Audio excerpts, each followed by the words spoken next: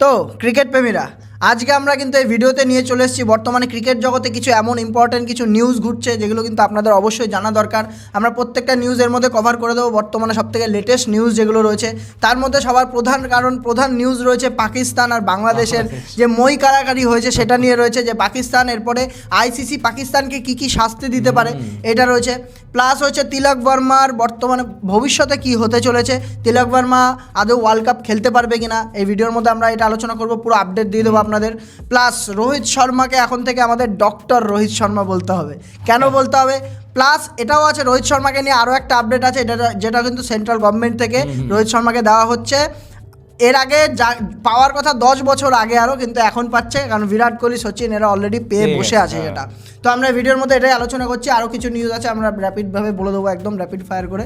তো সবার প্রথমে যে আমি টপিকটা আসতে চাই সেটা রোহিত শর্মাটা দিয়ে আসি, আমাদের কাপ্তান সাহেব এক্স ক্যাপ্টেনের উপরেই আসছি আমরা। তো রোহিত শর্মার এখন সবথেকে বড় যেটা নিউজ আসছে, রোহিত শর্মা পেতে চলেছে পদ্মশ্রী অ্যাওয়ার্ড। তো রোহিত শর্মা এত বছর পরে এসে গভর্নমেন্ট থেকে মনে হয়েছে এর অনেক আগে পাওয়ার কথা ছিল, যখন অবশ্যই যখন 2019-এ 5টা সেঞ্চুরি মেরেছিল তখন থেকেই কিন্তু অলরেডি। প্লাস 2023-এ দেওয়া উচিত ছিল, মানে 24-এ অন্তত দেওয়া উচিত ছিল, সেখানে 26-এ এসে পাচ্ছে, যেখানে বিরাট কোহলি কিন্তু আরো 10 বছর আগে পেয়ে গেছে। সচিন তেন্ডুলকার তো এমন কোনো অ্যাওয়ার্ড নেই যে ওকে দেওয়া হয়নি, যে মানে তাও যাই হোক খেলোয়াড় হিসাবে আর কি, খেলোয়াড়দের একটু এস্টিমেট করা আন্ডার এস্টিমেট হয়ে যায় যে অ্যাওয়ার্ডের দিক থেকে আর কি। হ্যাঁ, তো এটা আছে মোটামুটি, এটা মনে করুন থার্ড সব থেকে হায়েস্ট অ্যাওয়ার্ড আমাদের দেশের মধ্যে যদি বলা হয়। তো আরও একটা যেটা আছে সেটা কিন্তু রোহিত শর্মা ডক্টরেট উপাধি দিয়ে দিয়েছে DY পাটিল ইউনিভার্সিটি থেকে। রোহিত শর্মাকে ডেকে এখানে ডক্টরেট উপাধি দেওয়া হয়েছে, একটা ডিগ্রি দেওয়া হয়েছে, যার পর থেকে রোহিত শর্মার আগে কিন্তু ডক্টর রোহিত শর্মা নাম হবে এখন থেকে ডাইরেক্ট, মানে শুধু রোহিত শর্মা না ডক্টর রোহিত শর্মা, যেমন আমাদের ডিএসপি সিরাজ, ঠিক আছে, এরকম ইনকাম ট্যাক্সের অফিসার KL রাহুল, সেরকম আমাদের এখানে রোহিত শর্মা একটা ডিগ্রি পেয়ে গেল মোদ্দা কথা আর কি। তো এটা রোহিত শর্মার ছিল। তার উপরে আমরা ইম্পর্টেন্ট নিউজ আরেকটা যেটা আছে সেটা হচ্ছে তিলক বর্মাকে নিয়ে। তিলক বর্মা নেক্সট নিউজে যদি আমরা আসি, তিলক বর্মা এখন যা শোনা যাচ্ছে সব থেকে লেটেস্ট নিউজ, 2026-এর যে ওয়ার্ল্ড কাপ আসতে চলেছে তার আগে এখন একটু প্রবলেমে চলছে। নিউজিল্যান্ড ইন্ডিয়া ট্যুরে কিন্তু 3টে ম্যাচ খেলার কথা ছিল, ঠিক আছে, 3টে ম্যাচ বসার কথা ছিল, তারপরে লাস্টে 2টোর ম্যাচের জন্য আসার কথা ছিল। তো যার বদলে শ্রেয়াস আয়ারকে নেওয়া হয়েছিল এই 3টে ম্যাচের জন্য। শ্রেয়াস আয়ার তো খেলেনি। আর এখানে তিলক বর্মার নিউজ যেটা আসছে সেটা হচ্ছে বর্তমানে আরও যে 2টো ম্যাচ আছে ফিউচারে আমাদের, সেই 2টো ম্যাচের জন্য কিন্তু তিলক বর্মা রুলড আউট হয়ে গেছে, পুরোপুরি রুলড আউট হয়ে গেছে। তো এরপরে সেন্ট্রাল অফ এক্সিলেন্সে তো ট্রেনিং চলবে, জানা কথা, ক্লিয়ারেন্স দিয়ে দেবে আশা করা যায় ওয়ার্ল্ড কাপের আগে। মোটামুটি তিলক বর্মা ওয়ার্ল্ড কাপের স্কোয়াডের ছিল, থাকবে এবং খেলবেও, প্র্যাকটিস সেশনে হয়তো যোগদান করবে। কারণ গত কয়েক মাসে যদি আমরা দেখি তিলক বর্মা কিন্তু সবথেকে কনসিস্টেন্স, কিন্তু সবথেকে বেশি কনসিস্টেন্ট ইন্ডিয়া টিমের হয়ে T20-তে অন্তত, আর কিছু হোক না হোক। তো এটা মোটামুটি তিলক বর্মার উপরে ছিল। আপনারাও বুঝতেই পারছেন যে এরপরে সামনে ওয়ার্ল্ড কাপ আসছে, কত রকমের চাপ রয়েছে, কত রকম নিউজ ঘুরছে। মানে একটা কিন্তু ভাইটাল হচ্ছে প্লেয়ার কিন্তু T20-র জন্য, ওয়ার্ল্ড কাপের জন্য অবশ্যই। তো এইখানে অনেক রকম প্রশ্নও আছে যে 3 নম্বরে খেলবে নাকি হচ্ছে অভিষেক শর্মার সঙ্গে ওপেনিং কে করবে, এগুলো আমরা আলোচনা করব, তবে এই ভিডিওতে না। আমরা কিন্তু আগামীকাল একটা ভিডিও দেবো, এরকম একটা প্ল্যান করছি যে এরকম ভিডিও দেবো যে ওয়ার্ল্ড কাপের স্কোয়াডে কে থাকতে পারে। সঞ্জু স্যামসনের এখন যা বর্তমানে চলছে আর কি, ব্যাড ফর্ম দিয়ে ফর্ম ফেরত পাচ্ছে না। তো এটা তো আছেই, এই তিলক বর্মার আপডেট এটাই ছিল। তিলক বর্মা আপডেট এটাই ছিল।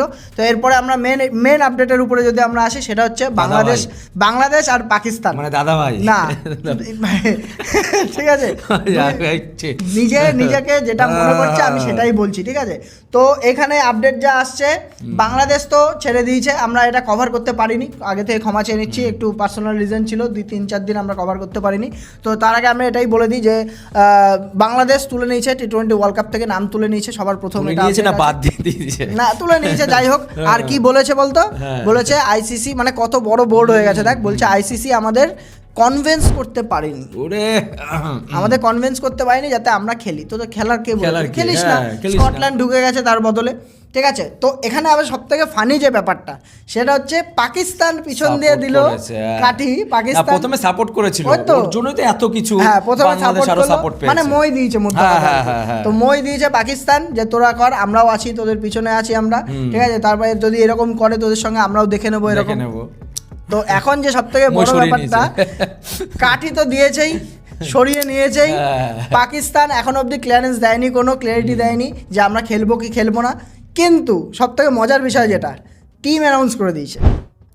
বলছে পাকিস্তানের যে Mohsin Naqvi, Asian cricket counselling এর যে হেড আর কি পাকিস্তানের এখন, তো ওদের নওয়াজের শরীফ বলে যে আমাদের বলছি পাকিস্তানের যে প্রধানমন্ত্রী আর কি, যাই হোক, তো ওর সঙ্গে আলোচনা করবে, কিন্তু টিম রিলিজ করে দিয়েছে এগুলো জানে না। ঠিক আছে, এগুলো কেউ কোনো ক্রেডিবিলিটি দিচ্ছে না, ফাজলামি না তাহলে। তো এখানে টিম রিলিজ করে দিয়েছে, কিন্তু ওরা জানে না আমরা খেলবো কি খেলবো না T20 ওয়ার্ল্ড কাপ। ঠিক আছে, ন্যাকামির শেষ নেই এখানে, বাংলাদেশকে জাস্ট ঝুলিয়ে রেখে ছেড়ে দিল এখানটায়, মানে বাকরি মানাকে। আর বাংলাদেশের সাহস আমি বলি এরই যাই যে পাকিস্তান যাকে পাত্তা দেয় না, পাকিস্তানের তো নিজেরই ম্যাচ শ্রীলঙ্কার মধ্যে, তাহলে তো পাকিস্তানের নিজের শ্রীলঙ্কার মধ্যে ও কেন যাবে এখান থেকে, প্রধান কথা। তারপরে বাংলাদেশ মাত্র 49 বছর হয়েছে ইন্টারন্যাশনাল ক্রিকেট খেলে, টেস্ট স্বীকৃতি দিয়েছে ভারত, তারপরে কেন এরা লড়তে যায় এখানে আমি বুঝতে পারি। যাকে বলে নিজের পায়ে নিজের কুড়ুল মেরেছে। শুধু তাই নয়, এই T20 বিশ্বকাপ যে খেলেনি বা খেলছে না, এর কিন্তু পরবর্তীকালে ওদের যে কি পরিস্থিতি, হ্যাঁ, মানে কোন দেশ খেলবে পাকিস্তানকে কি হুমকি দিয়েছে সেটা বল। আইসিসি পরিষ্কার বলে দিয়েছে, তিনটে হুমকি দিয়েছে, মেনলি হুমকি মানে তিনটে। এখানে বলেছে যে 3টে জিনিস হতে পারে যদি পাকিস্তান না খেলে ওয়ার্ল্ড কাপ। প্রথম জিনিস, পাকিস্তানে কোনো ফরেন কোনো টিম এসে কোনো বাইলেটারাল সিরিজ খেলতে পারবে না, আইসিসির থেকে বলেছে কিন্তু এটা, ঠিক আছে। দ্বিতীয় কথা, PSL এ পাকিস্তান সুপার লিগ যেটা আছে, PSL এর মধ্যে এসে কোনো ফরেন প্লেয়ার খেলতে পারবে না, আইসিসি ওখান থেকে ব্যান করে দেবে, দ্বিতীয় কথা। তৃতীয় কথা রয়েছে, এশিয়া কাপ থেকে পাকিস্তানকে ব্যান করে দেওয়া হবে, মানে এশিয়া কাপ আর পাকিস্তান খেলতে পারবে না। মানে এরপরও যদি শিক্ষা না হয় তাহলে মনে হয়, আমার তো কোনো মনে ডাউটই নেই যে পাকিস্তান এখানে খেলবে না, আমার মনে ডাউটই নেই, পরিষ্কার খেলবে। সেটাই তো, শ্রীলঙ্কায় খেলা, টিকিট বিক্রি হয়ে গেছে, অতই সোজারে, ওরা কত লস খেয়ে যাবে জানিস ওইখানে।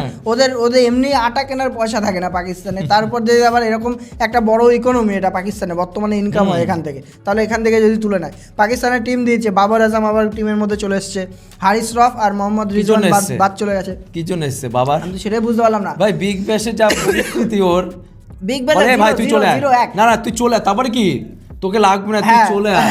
স্টিভ স্মিথের সঙ্গে ওটা ছিল, তারপরে আবার কি তোর বিগ ব্যাশের যে অফিসিয়াল যে টুইটার হ্যান্ডেল, ওখান থেকে টুইট করেছে বাবর আজম, এরকম করে, শুধু কিচ্ছু না, কাটি করার জন্য।